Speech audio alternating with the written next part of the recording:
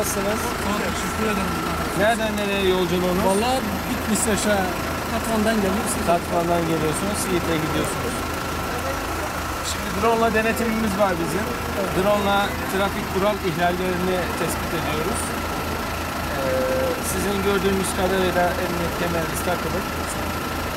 Evraklarınızın kontrolü için yolun karşı tarafına, sağ tarafına aracınızı alın. Arkadaşlarımız evraklarınızı kontrol etsin. Hoş geldiniz. Bitlis Trafik Tesisleri ve Bölge Trafik'le ortak olarak drone'la kırmızı ışık, emniyet kemeri denetimi yapıyoruz. Emniyet kemerini takmadığınızı görüyoruz. O yüzden evraklarınızı rica edebilir miyiz? Aracınızı şöyle yanaştırın lütfen uygun bir yere. Ceza işlem uygulayacağız.